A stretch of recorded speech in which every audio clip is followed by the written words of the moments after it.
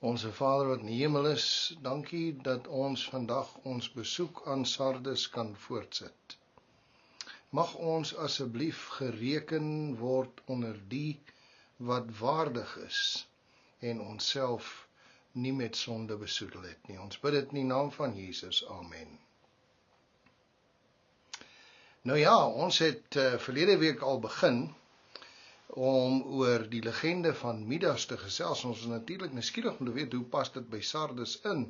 Nou Midas se geskenk was toe iets waaroor hy baie spyt was.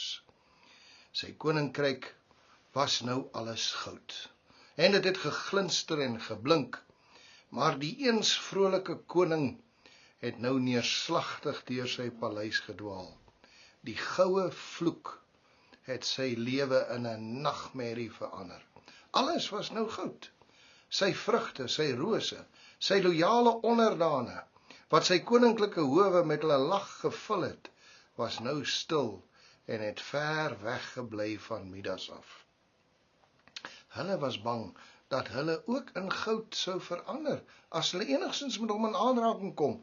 En die ergste was, dat sy dogter Zoe 'n goue standbeeld geword het, omdat hy in een onbewaakte oomblik aan haar geraak het. Haar sprankelende oogies was nou koue, harde goud. Haar warm aanraking was nou die koue, harde werklikheid van goud. Dit was omtrent 'n marteling. En het Midas daagliks herinner aan die prys wat hy nou moes betaal vir sy gierigheid. Midas was eensaam en alleen. Sy hart het gewroeg oor Zoe en hy het verlang na die warmte en uitbundige lag en kameraadskap.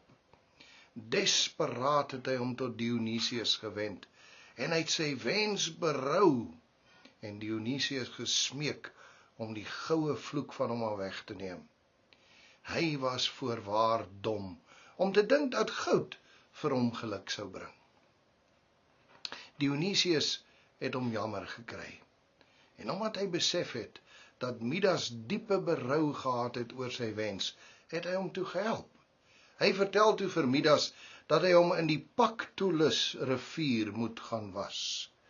En dit sal die vloek van die goud van hom afwas.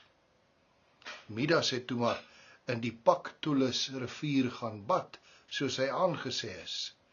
Die helder vloeiende water was vir Midas soos 'n aangename melodie van belofte, en die glinsterende water het die antisisipasie in sy oë reflekteer. Toe hy uit die water uit opkom, kon hy die merkwaardige transformasie deur sy liggaam voel vloei. Die goue vloek het saam met die water van hom afgevloei, en hy is gevul met 'n gevoel van vryheid.